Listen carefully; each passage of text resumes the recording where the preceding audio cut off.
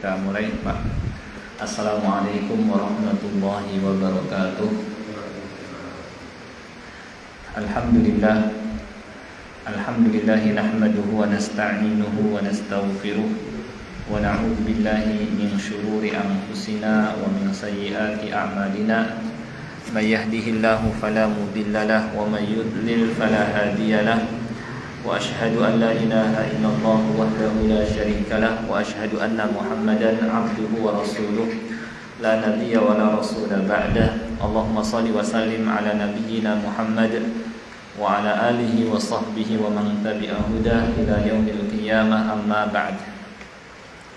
Pertama kita panjatkan puja dan puji syukur kehadirat Allah Subhanahu wa taala yang terus melimpahkan kepada kita semua nikmat-nikmatnya, terutama adalah nikmat Islam. Demikian pula nikmat taufik, dimudahkan kita oleh Allah Subhanahu wa taala untuk melangkahkan kaki kita menuju rumahnya, melaksanakan salah satu perintahnya, yaitu salat maghrib berjamaah, dan kemudian kita menyempatkan hadir di majelis ta'lim sambil menunggu tiba waktu salat berikutnya, yang mana pada ini semua terdapat keutamaan yang sangat-sangat besar.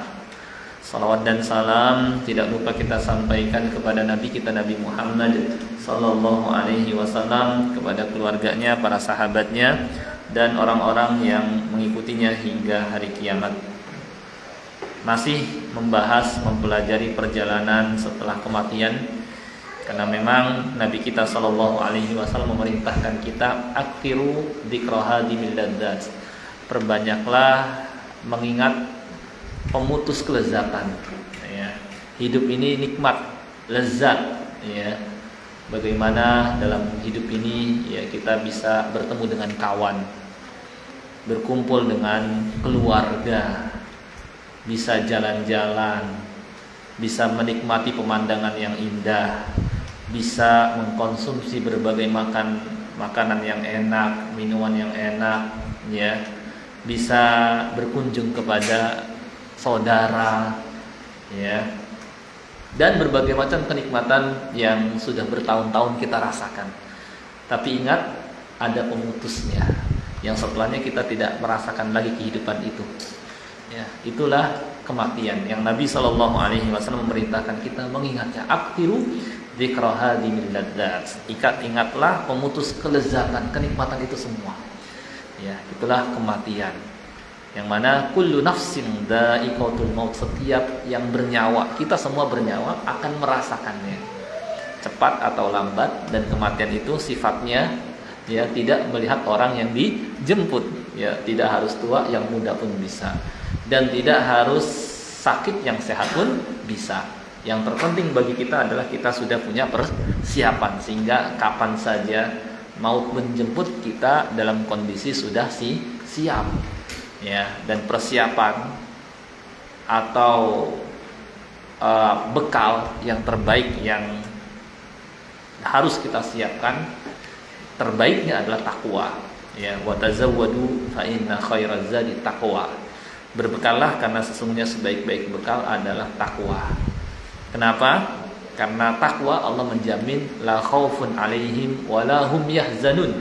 Enggak perlu khawatir kalau nanti meninggal dunia, ya, karena akan Allah lindungi dari berbagai macam malapetaka, kengerian, kedahsyatan, penderitaan, azab. Bahkan kuburnya akan menjadi raudhah min riyadil jannah, salah satu di antara taman-taman surga. Dan dia dapat beristirahat dari lelah, capeknya, dan berbagai macam penderitaan di dunia ini. Yang laqad khalaqnal insana fi kabad. Allah ciptakan manusia dalam hidup ini, ya, berada dalam penderitaan dan penderitaan. Lepas dari masalah yang satu, dapat lagi masalah yang lain, ya. Nggak lepas dari berbagai macam problematika permasalahan. Kita ingin, ya, lepas dari itu semua, dan itu bisa dicapai kalau kita pulang menghadap Allah dengan membawa iman dan takwa, ya. Dengan bawa takwa maka kita dapat beristirahat, ya. Baik, masih melanjutkan pembahasan menjelang tibanya hari kiamat, ya. Ada tanda-tanda yang menunjukkan akan sudah dekatnya hari kiamat. Tanda tersebut ada tanda kecil dan ada tanda besar. Tanda kecil menunjukkan sudah dekat, hari kiamat, tanda besar menunjukkan sudah sangat-sangat dekat.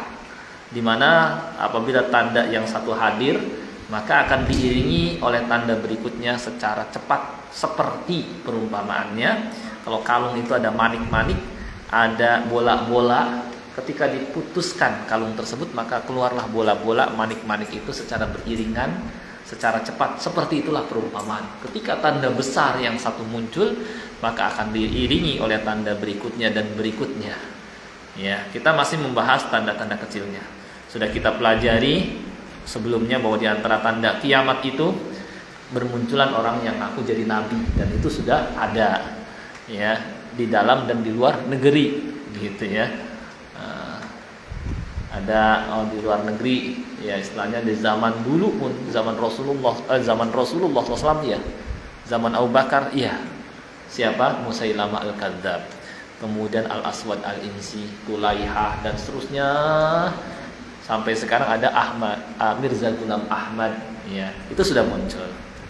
Kemudian diangkatnya ilmu dengan banyak para ulama yang wafat, dan kita lihat di zaman istilahnya sekarang banyak ulama-ulama yang wafat, ulama besar yang kitabnya dikaji oleh para penuntut ilmu dan para ulama dunia, ya, yang bisa dikatakan kalau dulu ada a'immah arba'ah, imam yang 4, kalau sekarang ada a'immah thalathah, imam yang 3, seperti Syekh Muhammad Nasiruddin Al-Albani dalam bidang hadis, ya, kemudian Syekh Muhammad bin Shalih Al-Utsaimin dalam bidang fikihnya, dan Syekh Abdul Aziz bin Baz dalam bidang akidahnya. Ada a'immah thalathah, ya, yang istilahnya kalau kita memberikan saran, masukan, pelajarilah kitab-kitab karya para ulama ini, itu sudah cukup, ya, gitu, masya Allah. Jadi maksudnya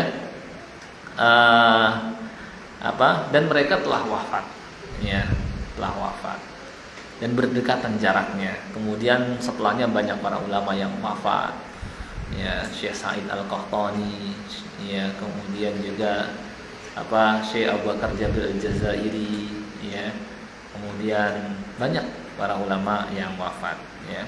Kemudian banyaknya terjadi gempa bumi, ya, itu kita sudah istilahnya mengetahuinya melalui berbagai macam media di zaman sekarang yang jauh jadi dekat, dan kita mudah mendapatkan informasi dalam hitungan detik, sehingga ada detik.com, ya, berita, ya kan, sebentar-sebentar melihat update terbaru lagi, ya kan, itu sebentar-sebentar menjadi gempa bumi, langsung kita dapat informasinya. Terkadang ada notifikasi, ya, di HP kita terjadi ini, terjadi itu, ya. Kemudian banyaknya fitnah yang sudah disampaikan. Fitnah akhir zaman itu qaqa'il lailil mudlim, seperti potongan malam yang gelap. Suasana semakin malam semakin gelap, dan kalau sudah gelap dan tidak ada penerang lampu, maka seorang sudah tidak lagi membedakan antara karet tali dengan ular, ya, karena gelapnya posisi benda yang satu dengan benda yang lain, ya. Dan banyaknya terjadi pembunuhan, ya, nggak usah jauh-jauh, ya, istilahnya, ya, jauh juga sih, cuma nggak usah, maksudnya kita ini sekarang bagaimana yang dialami oleh saudara kita di Palestina. Dalam hitungan sebulan nggak sampai setahun, nggak sampai setengah tahun, nggak sampai 3 bulan, nggak sampai 2 bulan, hanya 1 bulan lebih sedikit 13.000, ya, sudah melayang nyawa manusia, ya. Apalagi orang yang bertauhid, muslim, anak-anak, wanita, ya, betapa seakan-akan nyawa ini dianggap remeh. Padahal la zawalud dunya, kata Nabi sallallahu alaihi wasallam, ahwanu 'ala Allahi min qatlil muslim. Ya, sungguh hancurnya dunia ini lebih ringan bagi Allah daripada terbunuh satu orang muslim. Lalu bagaimana ribuan, belasan ribu? Ya, itu bagaimana ujian yang mereka rasakan begitu berat. Anak kehilangan orang tua kehilangan anak, saudara kehilangan saudaranya, suami kehilangan istri kehilangan suami, dan ada yang kehilangan hampir semua anggota keluarganya. Ya, karena yang namanya bom sekali jatuh mengena, ya, area sekitarnya banyak pada hancur. Kalau bangunan-bangunan yang keras saja, ya, hancur, dinding-dinding yang keras aja hancur, apalagi cuma badan manusia yang hanya terdiri dari tulang, darah, dan daging, ya lebih hancur lagi. Maka kita nggak kuat melihatnya. Ya maka gak usah heran kalau nanti azab Allah begitu keras buat orang-orang kafir. Ya, jangan mengira Allah zalim, enggak. Allah nggak pernah berbuat zalim. Wa ma rabbuka bidzallamil lil 'abid. Allah nggak pernah berbuat zalim. Ya, kalau Allah menyebutkan siksaan penghuni neraka itu karena keadilannya. Misalnya dalam Al-Qur'an, innal ladzina kafaru bi ayatina sawfa nuslihim nara kullama nadijat juluduhum baddalnahum juludan ghayraha liyadzuqul 'adzab. Sesungguhnya orang-orang yang kafir kepada ayat-ayat kami, kelak kami akan bakar mereka di neraka. Setiap kali kulit mereka hangus, Allah ganti lagi dengan kulit yang baru. Liyadzuqul 'adzab, agar mereka merasakan azab Allah. Kenapa kulit? Karena kulit itu pusat rasa. Kalau sudah menembus kulit sudah enggak terasa. Maka supaya terus merasakan penderitaan, panasnya, pedihnya azab Allah, diganti lagi dengan kulit yang baru, kulit yang baru. Allah enggak zalim, memang Allah tahu siapa yang berhak mendapatkan siksaan seperti itu. Kemudian penghuni neraka ketika mereka kelaparan diberikan makanan zakum yang merusak makanan penghuni bumi. Ya, yang tal'uha ka'annahu ru'usus syayatin, mayangnya seperti tanduk setan, begitu ya. Saking tidak sedap dipandang makanan tersebut yang dapat merusak makanan penghuni bumi. Juga pilihan lainnya dhari', ya, yakni pohon yang berduri, ya. La yusmin wa la yughni min ju', yang tidak membuat gemuk, la yusmin wala yughni min ju', dan tidak juga menghilangkan rasa lapar. Padahal manfaat makanan itu untuk menggemukkan badan atau menghilangkan rasa lapar. Tapi keadaan makanan dhari ini enggak membuat gemuk, tetap kurus, dan juga tidak menghilangkan rasa lapar. Ketika haus pilihannya cuma dua. Pilihannya minumannya ya illa hamimau wa ghassaqa. Air yang sangat-sangat panas sekali, ya, yang mendidih dan sangat panas sekali, ya. Kemudian yang kalau diminum faqatta'a am'a'ahum, kata Allah, dapat memutuskan isi perutnya, usus putus, ya, karena saking panasnya. Habis pilihannya cuma itu saja. Wa ghassak itu ada beberapa tafsir. Ada yang menafsirkan dengan sadid ahli nar, nanah penghuni neraka. Ya, kita lihat ya istilahnya luka, kemudian nanah, siapa yang istilahnya memandangnya biasa-biasa, maksudnya tentu kita jijik, tapi itu jadi minuman penghuni neraka. Atau ghassak juga bisa diartikan air yang sangat-sangat dingin sekali, yang kalau bercampur di perut ini antara panas dan dingin, coba aja lihat botol, kalau dimasukkan air panas, dimasukin air dingin kayak gimana? Menciut langsung, ya kan? Nah, seperti itulah perut ketika dimasukkan, disiram air panas, kemudian ditambah dengan sesuatu yang dingin, kayak gimana perut ini? Ya, rusak gitu. Ya, bisa juga dia ditafsirkan, ya pilih antara itulah. Kalau nggak panas sekali, ditambah dingin sekali, atau yang berupa nanah, ya, antara itu. Kemudian kata Allah juga wa ya'tihil mautu min kulli makan wa ma huwa bimayyit. Kematian datang kepadanya dari segenap penjuru. Depan, belakang, atas, bawah, kanan, kiri, membuatnya mati. Wa ma huwa bimayyit, cuma enggak mati-mati. Ya. Wa hum yastarihuna fiha rabbana akhrijna na'mal salihan ghairal ladzi kunna na'mal. Mereka berteriak di sana, ya Rabb kami, keluarkanlah kami daripadanya agar kami dapat beramal yang tidak kami lakukan sebelumnya ketika di dunia. Na'mal salihan ghairal ladzi kunna na'mal. Kata Allah, awalam nu'ammirkum ma yatadzakkaru fihi man tadzakkar. Bukankah kami telah memberikan kepadamu usia yang panjang, yang biasanya dengan diberikan usia yang panjang itu kamu dapat berpikir tentang hakikat hidup, ya. Dan bagaimana dipermudah berbagai macam informasi. Dan kenapa untuk dunia kamu sempat berpikir sehingga mampu membuat alat-alat canggih, ya, membuat handphone, membuat laptop, membuat ini, membuat itu, tapi untuk memikirkan akhirat, agama yang berhak disembah, ya, kamu nggak sempat. Awalam nu'ammirkum ma yatadzakkaru fihi man tadzakkar wa ja'akumun nadhir. dan peringatan juga datang kepadamu. Usiamu semakin bertambah gitu. Dengan tanda uban misalnya. Ada yang menafsirkan an-nadir yakni asyai, uban gitu ya. Itu juga peringatan. Ya. Dan engkau juga istilahnya sering mendengar pernyataan innalillahi wa inna ilaihi rajiun. Ya, apakah kamu mengira bahwa cuma mereka doang yang mati, kamu enggak? Kayak gitu. Itu kan semua bisa diambil pelajaran. Ya. Kemudian juga tentang penghuni neraka, tsumma la yamutu fiha wa la yahya. Enggak mati, enggak hidup gitu. Ada beberapa tafsir yang menafsirkan enggak mati karena kalau mati akan dihidupkan kembali. Enggak hidup juga kematian datang kepadanya dari berbagai penjuru, atau enggak merasakan hidup yang nyaman gitu. Terus menderita dan menderita. Ya. Kemudian juga walahum maqa'um min hadid. Ya, kullama aradu ay yakhruju minha u'idu fiha. Setiap kali mereka berusaha untuk keluar dari neraka, ada malaikat zabaniyah. Malaikat-malaikat ya, penjaga neraka, pemimpinnya malaikat Malik yang narik, nyeret dan mukul dengan palu. Kayak gitu ya. Enggak usah heran, karena emang kelakuan orang-orang kafir itu enggak punya pri kemanusiaan. Ya, orang Yahudi misalnya udah bukan manusia lagi mereka. Gitu ya. Masa orang sakit udah kondisi lemah ditambah lagi ya dibom.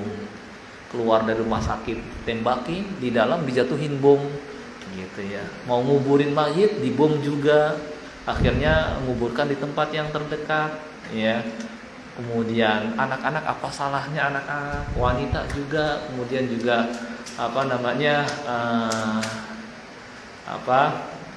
sekolah-sekolah, masjid-masjid Allah yang di sana Allah disembah dibom juga, gitu ya.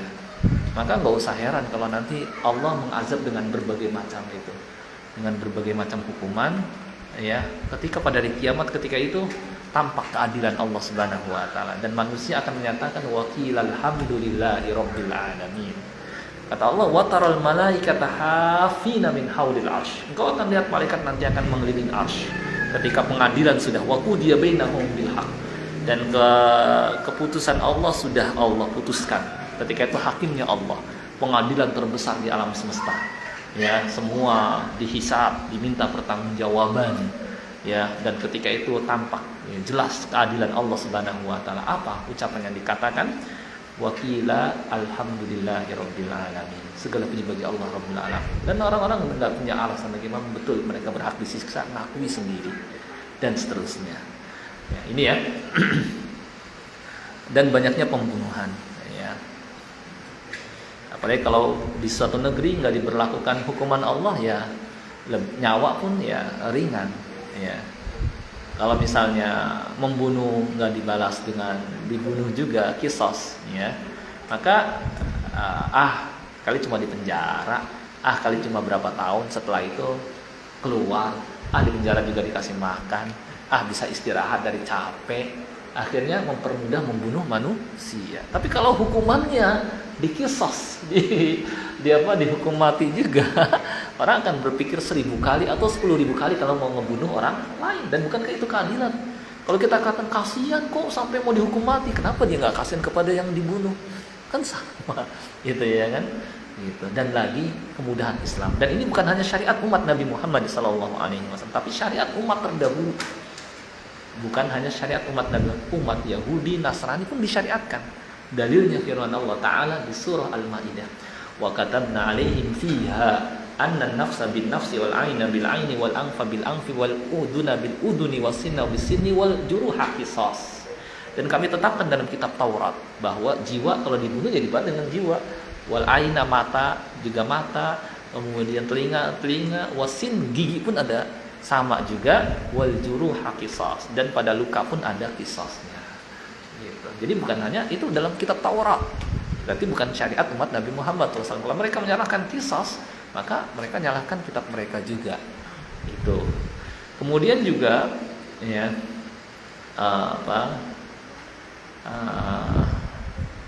di antara kelebihan Islam kemudian diberikan pilihan kepada waliul maktul, wali korban.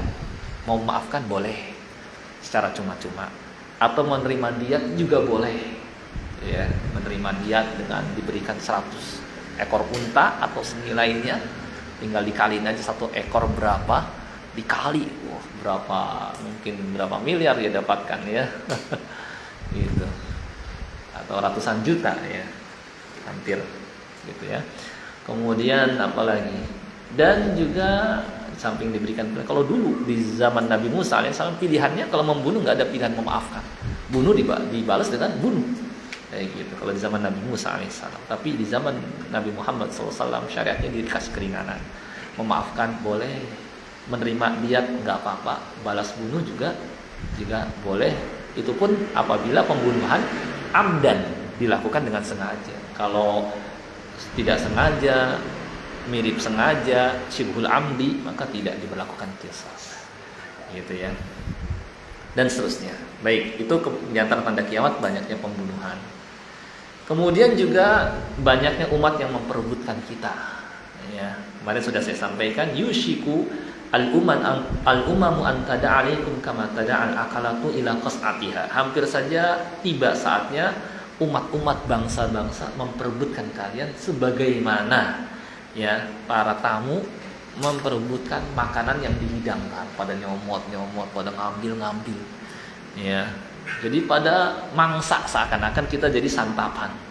Faqala qa'il, lalu ada yang bertanya, wa min qillatin nahnu yawma id, apakah karena jumlah kita sedikit ketika itu sehingga kita jadi bahan santapan, diambil, dirampas negeri, dizolimi, ya, diambil haknya dan seterusnya. Qal bal antum yawma idin katsir, kata Nabi SAW, bahkan kalian ketika itu banyak, jumlah kita banyak, negara-negara Islam banyak, ya kan, banyak negara-negara Islam dibandingkan dengan zaman Rasulullah SAW, masih lebih banyak zaman sekarang. Ya, dulu cuma apa mungkin ya kan, Hijaz, yakni Makkah, Madinah, dan kemudian melebar. Tapi dibanding zaman sekarang masih lebih banyak. Tapi kata Nabi SAW, walakinnakum guta ka gutai sayr, tapi kalian seperti buih di aliran air. Ya, yang ngambang, yang tidak berharga, yang dipermainkan. Wala yanzi'annallahu min suduri aduwikumul mahabba minkum, dan Allah akan cabut dari hati musuh kalian rasa segenap kalian. Ya, kalian enggak dianggap oleh mereka. Wala yakdhifunnallahu fi qulubikumul wahn, dan Allah akan lemparkan ke dalam hati kalian al-wahn. Faqala qa'il, lalu ada yang bertanya, ya Rasulullah, wa mal wahn? Apa itu wahn? Kata Nabi SAW, hubbud dunya wa karahiyatul maut, cinta dunia dan takut kepada kematian. Cinta kepada dunia berlebihan, ya, sehingga ya untuk berkorban itu beratnya bukan main. Ya, sebelum dengan fisik, dengan hartanya aja bakhilnya bukan main, karena nggak ingin apa yang diperoleh dari dunia ini hilang, meskipun cuma sedikit. Ya, apalagi berkorban dengan jiwa, lebih berat lagi. Wa karahiyatul maut, dan takut kepada kematian karena sudah nyamannya hidup. Jadi mati itu berat gitu istilahnya, nggak siap banget gitu ya. Nah, ini termasuk tanda kiamat. Ya, bagaimana nasib saudara-saudara kita di berbagai belahan dunia ini. Di Rohingya, belum lama mereka naik ke kapal, maksudnya sampai di Aceh. Di Aceh cuma sayangnya mereka istilahnya bukan disambut, dikasih tempat, malah mereka disuruh cari tempat lagi yang lain. Padahal itu keutamanya sangat besar sekali, membantu, menolong, memberi tempat saudara kita. Ya. Padahal itu masya Allah, mereka padahal di sana mungkin mereka bukanlah orang-orang biasa tadi, mereka adalah orang-orang terhormat. Mereka memiliki kekayaan, harta, memiliki rumah, kendaraan dan lain sebagainya, tapi dijarah, diambil. Dan untuk menyelamatkan diri dengan terpaksa mereka harus hijrah, pergi meninggalkan Rohingya. Dan kemudian ketika mereka sampai di negeri kita, dan mereka setelah terombang-ambing di laut, ya dikira sampai di negeri kita mereka mendapatkan ya tempat. Padahal sikap seorang muslim terhadap saudaranya adalah apa? Merasakan penderitaan mereka. Matalul mu'minin fi tawaddihim wa tarahumihim wa ta'atuhim wa ta'atufihim matalul jasad. Perumpamaan kaum mukmin dalam hal saling mencintai, mengasihi, menyayangi seperti satu jasad. Idastaka udun tada'anahu sa'irul jasad bisahari wal humma. Apabila satu merasakan sakit, maka yang lain merasakan dengan demam dan tidak bisa tidur, merasakan. Al-mu'min bil mu'min karbunyan yashuddu ba'du ba'dha. Orang mukmin dengan mukmin lainnya seperti bangunan yang satu dengan lain saling menguatkan. Tapi ini malah ditelantarkan, disuruh pergi lagi ya ke tempat yang lain. Kemana mereka terombang-ambing dalam keadaan lapar? Apa enggak siap nanti pada hari kiamat Allah akan menegurnya? Ya ibna Adam, wahai anak Adam, maritu falam ta'udni. Saya sakit tapi kenapa kamu tidak menjengukku? Kata anak Adam, ya Rabbi kaifa a'uduka wa anta rabbul alamin. Bagaimana saya menjengukmu sedangkan engkau rabbul alamin? Kata Allah, amma alimta anna abdi fulan kana marida. Ya, apa kamu enggak tahu bahwa hamba si fulan lagi sakit? Kenapa kamu tidak menjenguknya? Kalau seandainya kamu menjenguknya, kamu akan dapatkan aku di sisinya, mendapatkan pertolongan dariku. Ya ibna Adam istata'amtuka falam tut'imni. Wahai anak Adam, aku minta makan kepadamu, tapi kenapa engkau tidak memberikan aku makan?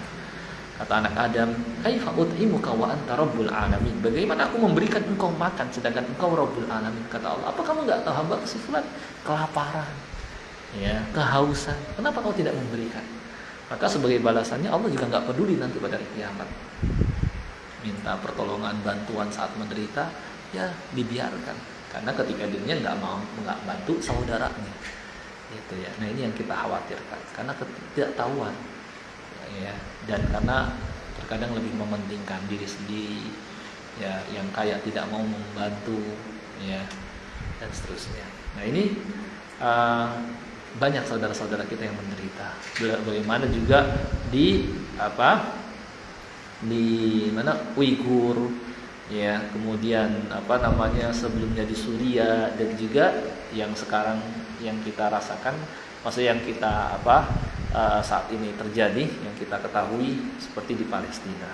Maka bantu yang bisa kita bantu, ya, kita bisa bantu dengan harta, bantu, ya. Kalau kita nggak punya harta, bisa ingatkan juga untuk membantu, gitu ya. Jangan sampai nanti kita kena tegur oleh Allah Subhanahu Wa Taala karena kita nggak peduli sama sekali. Nah, itu kemudian juga termasuk tanda kiamat adalah orang-orang bermegah-megahan dengan masjid. Kata Nabi SAW, min asyratis sa'ah ayyatabahan nasu fil masajid. Termasuk tanda kiamat adalah orang berbangga-bangga dalam masalah masjid. Bangun masjid lebih bagus, lebih indah. Nih masjid yang ini nih lebih bagus nih, banyak. Itu termasuk tanda kiamat.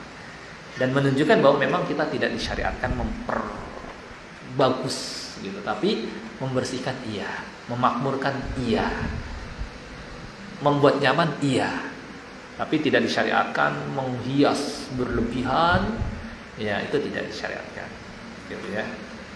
Dalam riwayat lain, ma umirtu bitasyidil masajid, aku tidak diperintahkan untuk menghias masjid.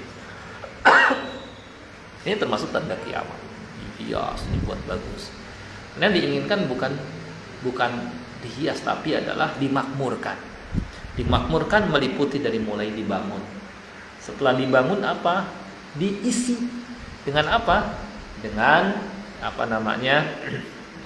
ibadah, ta'lim, juga dibuat nyaman penghuninya dengan dibersihkan, dengan diwangikan. Makanya di dalam hadis Aisyah radhiyallahu anha, amara Rasulullah sallallahu alaihi wasallam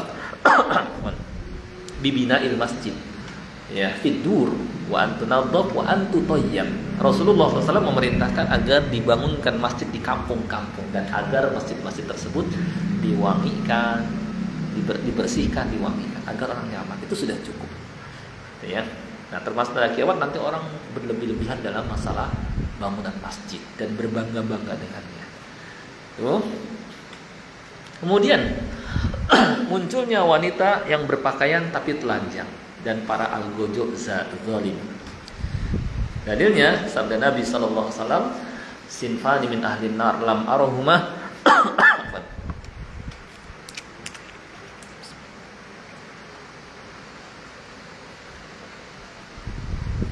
Ya. Dua kelompok kata Nabi SAW min ahlina, termasuk penghuni neraka. Ya, jadi termasuk penghuni neraka. Ya.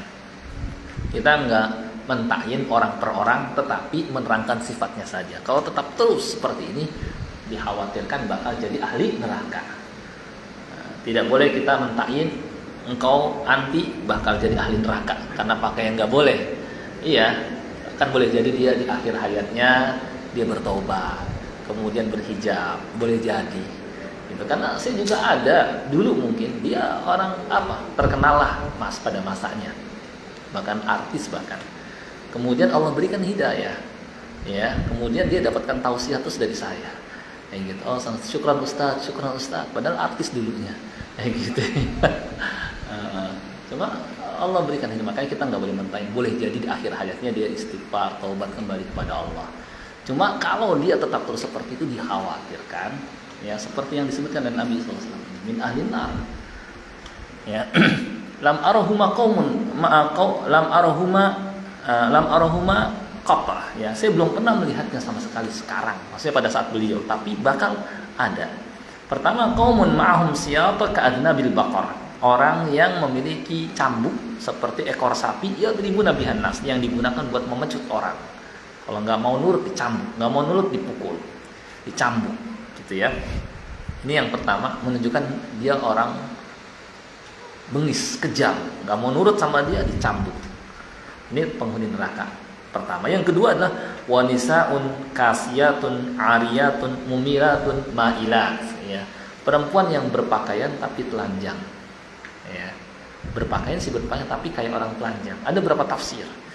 Di antaranya berpakaian tapi kayak telanjang itu kayak ketat pakaiannya, membentuk lekuk tubuh.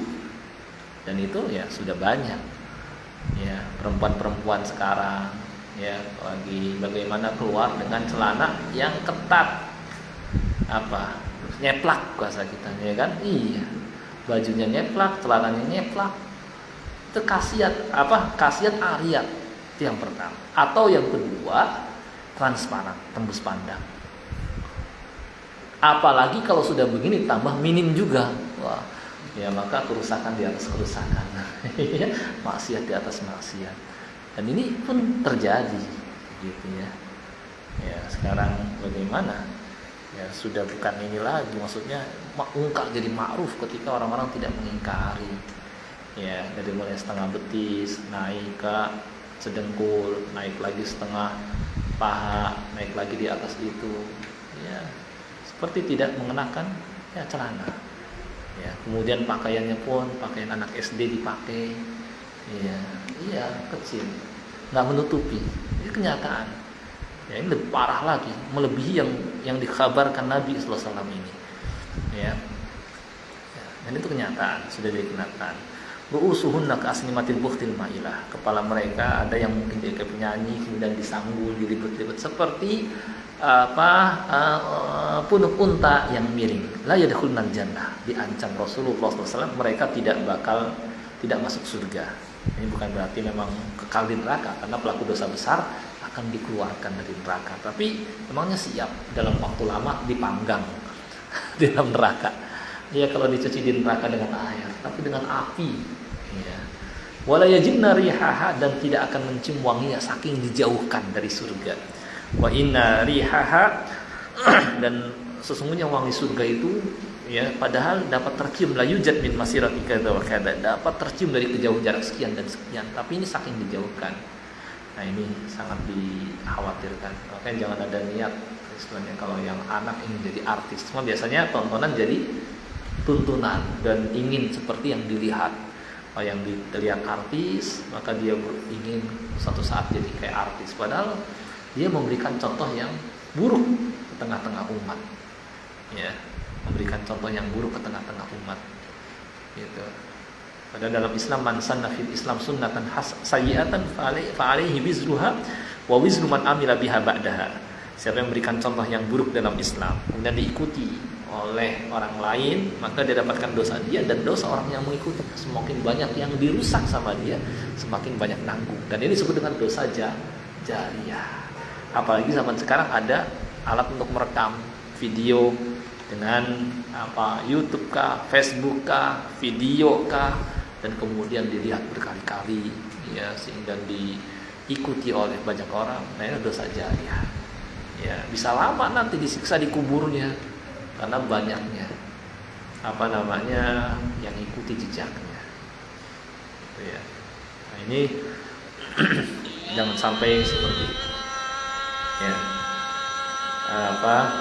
Sangat dikhawatirkan mereka para artis kalau nggak tobat sudah rata-rata pakaiannya minim dan memberikan contoh yang buruk ke tengah-tengah masyarakat. Pakaian minim, penampilannya tasyabuh bil kufar, menyerupai orang-orang kafir ya.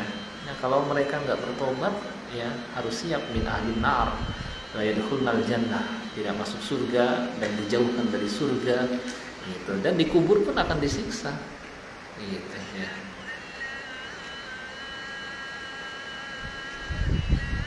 Baik, saya kira cukup segini dulu ya. Mungkin saatnya tanya jawabnya karena sebentar lagi isya, supaya ada diskusi nggak cuma dari saya aja. Silahkan kalau ada yang mau ditanyakan bisa disampaikan sambil menunggu tibanya waktu isya.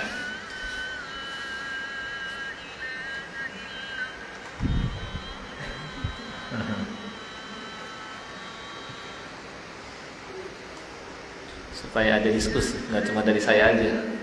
Kalau dari saya aja ngantuk kan.